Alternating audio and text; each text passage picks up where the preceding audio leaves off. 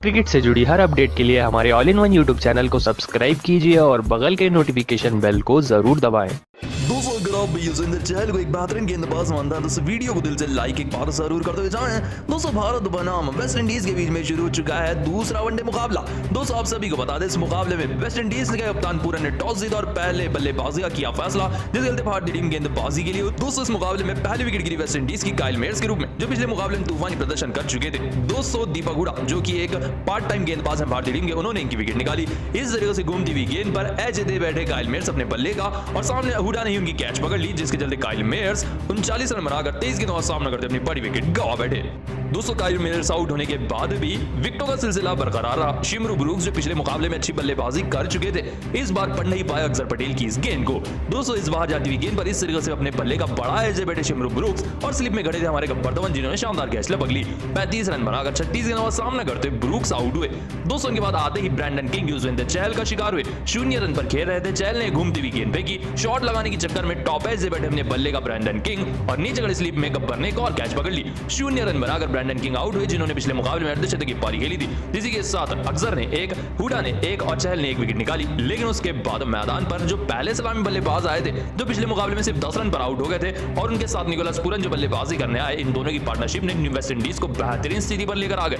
200 शाही hope ने तूफानी बल्लेबाजी की, पिछले मुकाबले में जो जल्दी पर आउट हो गए थे उसकी कसर उन्होंने इस मुकाबले में निकाली। दोस्तों आप सभी को बता दें इस मुकाबले में तूफानी बल्लेबाजी से शाही होप ने पहले सलामी बल्लेबाज के तौर पर अपना तूफानी अर्धशतक लगाया और बल्लेबाजी बरकरार रहे थे। दोस्तों आप सभी को बता दें इनके साथ बल्लेबाजी करने आए थे नंबर 5 पर निकोलस पूरन। दोस्तों इन्होंने भी बेहतरीन साथ दिया, जिसके चलते 200 रन पर पहुंच चुकी है वेस्ट इंडीज की टीम 35वें ओवर में, जिसमें से काफी बेहतरीन बल्लेबाजी कर रहे हैं शाही होप जो 80 रन पर नाबाग हैं और पूरन 35 रन पर नाबाग है। अभी अपने शतक के ऊपर नजरें गड़ाए बैठे हैं, जिसके साथ वेस्ट इंडीज काफी बेहतरीन स्थिति में आ चुकी है। 203 गेंदबाजों को छोड़कर आज सिराज फ्लॉप हो गए, उनके साथ कोई भी गेंदबाज आज काम नहीं आया। आवेश खान को भी मौका मिला है, लेकिन वो भी फ्लॉप साबित हो गए इस मुकाबले में। शार्दुल ठाकुर भी विकेट नहीं निकाल पाए।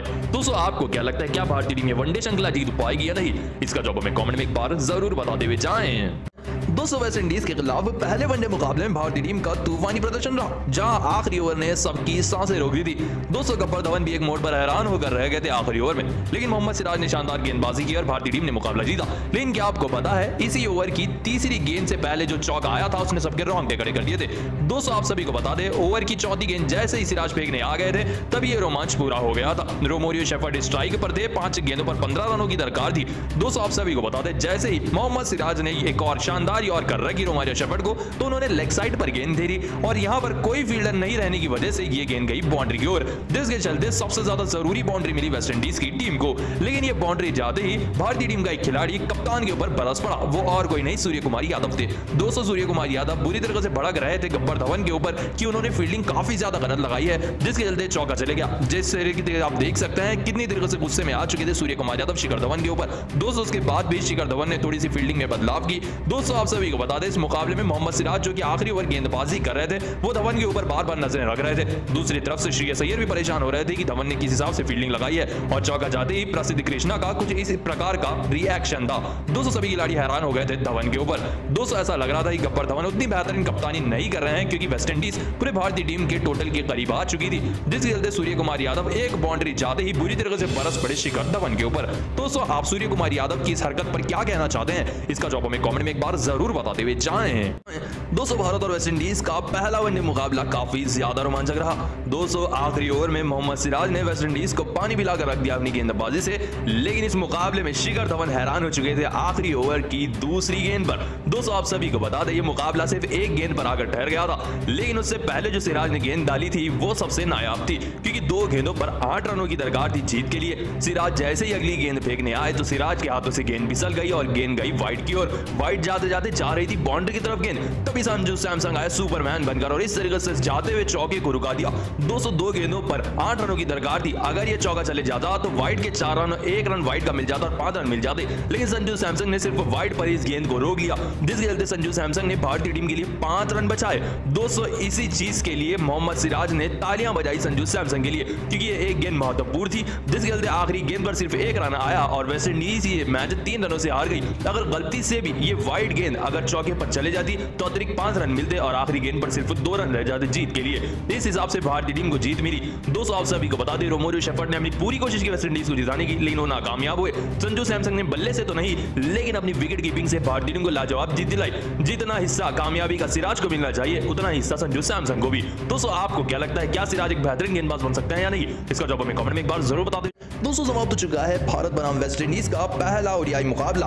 दोस्तों इस ओडीआई मुकाबले में अंतिम ओवर बेहतरीन रहा, जहां वेस्टइंडीज भारतीय टीम के 308 रन के लक्ष्य का पीछा कर रही थी और वेस्टइंडीज इतनी आगे निकल चुकी थी कि आखिरी ओवर तक ये मुकाबला आ चुका था। तो आइए आप सभी को बताते हैं आखिरी ओवर का पूरा रोमांच। दोस्तों आखिरी 6 गेंदों पर वेस्टइंडीज को जीतने के लिए 15 रन चाहिए थे और स्ट्राइक पर थे ऑलराउंडर रोमेरियो शेफर्ड जो कि तूफानी बल्लेबाजी कर रहे थे। तो वहीं उनके सामने भारतीय टीम ने आखिरी ओवर का जिम्मा दिया मोहम्मद सिराज को। आइए पहली गेंद के ऊपर बढ़ते हैं। तो अकील हुसैन स्ट्राइक पर थे। यॉर्कर इस गेंद को पढ़ नहीं पाए मोहम्मद सिराज की और पहला गेंद आउट आ गया।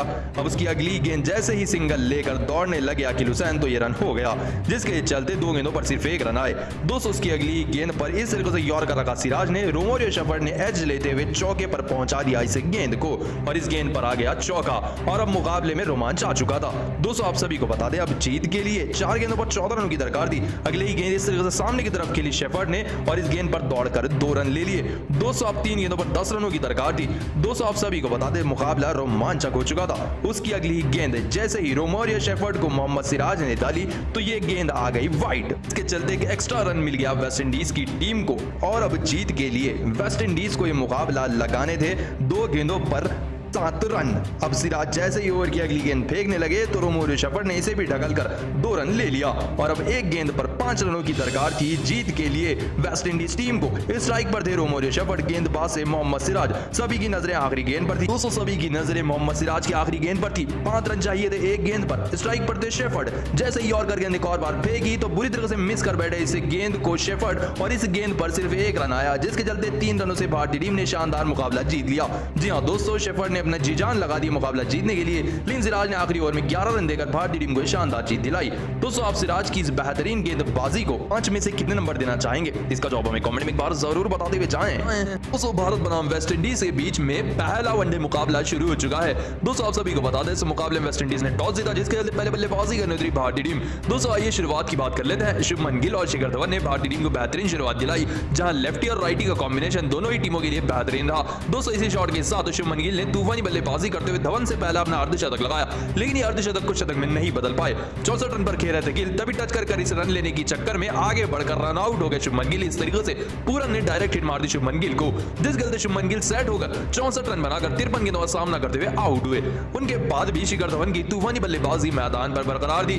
देखते ही देखते इसी कवर ड्राइव के साथ हमारे गब्बर शिखर धवन ने वेस्टइंडीज की सरजमीन पर लगा दिया बेहतरीन अर्धशतक, लेकिन ये भी अपने अर्धशतक को शतक में बदलने की पूरी कोशिश कर रहे थे। सिर्फ 3 रन दूर थे अपने शतक से, तभी इस तरीके से मोटी की गेंद पर एच दे बैठे और सामने खड़े शिमरो ब्रूक्स ने इस तरीके से शानदार कैच लपक ली। 3 रन से चूक गए अपने शतक से। 57 रन बनाकर 99 गेंदों का सामना करते शिखर धवन एक बेहतरीन पारी खेलकर आउट हुए। 203 नंबर पर आए वाइस कप्तान भारतीय टीम के श्रेयस अय्यर। दोस्तों इन्होंने भी बेहतरीन बल्लेबाजी की। देखते ही देखते ये तीसरे बल्लेबाज बने भारतीय टीम के जिन्होंने इस मुकाबले में अर्धशतक लगाया। श्रेयस अय्यर का भी अर्धशतक बेहतरीन था, लेकिन ये भी अर्धशतक को शतक में नहीं बदल पाए। 200 मोटी की इस गेंद पर सामने बड़ा शॉट तो खेल बैठे श्रेयस अय्यर, लेकिन इस तरीके से पूरन ने जमकर शानदार कैच लपक ली, जिसके चलते इस मुकाबले में अय्यर भी 54 रन बनाकर 57 गेंदों का सामना करते आउट हुए। उनके बाद से पूरी भारतीय टीम ढह गई। बड़े बड़े नाम तो शामिल थे जैसे कि संजू सैमसन, लेकिन ये भी रोमेरियो शेफर्ड की इस गेंद को पढ़ नहीं पाए और अंपायर ने एलबीडब्ल्यू आउट दे दिया। रिव्यू लेने के बाद भी बच नहीं पाए। 12 रन बनाकर 18 गेंदों का सामना करते हुए संजू सैमसन आउट हुए। उनके बाद नीचे मिडिल ऑर्डर में आए दीपक हुडा और उनके साथ बल्लेबाजी करने आए सूर्य कुमार यादव। हालांकि दोनों को नीचे भेजा गया था आज, लेकिन इस मुकाबले में सूर्य कुमार यादव भी इस तरह से बोल्ड होकर रह गए। अकील हुसैन की गेंद पर, जो कि एक ऑफ स्पिन गेंदबाज है, बुरी तरह से बोल्ड होकर रह गए सूर्य कुमार यादव 13 रन बनाकर। उनके बाद आए थे दीपक हुडा, लेकिन ये भी ज्यादा देर मैदान पर टिक नहीं पाए। अलजरी जोसेफ की इस गेंद पर बोल्ड होकर रह गए। 27 रन बनाकर 32 गेंदों का सामना करते दीपक हुडा आउट हुए। उनके बाद इस तरह से अक्षर पटेल भी आउट हो गए 21 रन बनाकर 21 गेंदों का सामना करते हुए। यहीं पर भारतीय टीम के 50 ओवर समाप्त हो गए। अंत में शार्दुल ठाकुर ने 7 रनों की पारी खेली, जिसके चलते 308 रन लगाए भारतीय टीम ने 7 विकेट के नुकसान पर। जी हां दोस्तों, वेस्टइंडीज के खिलाफ पहले वनडे मुकाबले में भारतीय टीम ने 360 रन लगा दिए हैं 7 विकेट के नुकसान पर, और वेस्टइंडीज को मुकाबला जीतने के लिए 309 रन लगाने हैं। भारतीय टीम की तरफ से गब्बर शिखर धवन ने 3 रन चूक गए अपने शतक से, तो वहीं शुभमन गिल 64 रनों की तूफानी पारी खेलकर आउट हुए, तो उनके साथ अर्धशतकीय पारी के लिए श्रेयस अय्यर ने। ऐसे में टारगेट का पीछा करने उतरी वेस्ट इंडीज की टीम। दोस्तों वेस्ट इंडीज को शुरुआत उनके दोनों ही सलामी बल्लेबाजों ने बेहतरीन दिलाई, लेकिन सिर्फ काइल मेयर्स ही एक ऐसे ताबड़तोड़ बल्लेबाज से जिन्होंने रॉकेट से भी तेज शुरुआत दिलाई वेस्ट इंडीज को। दोस्तों काइल मेयर्स ने भारतीय टीम के लगभग सभी गेंदबाजों को टारगेट किया, लेकिन उतनी धीमी बल्लेबाजी कर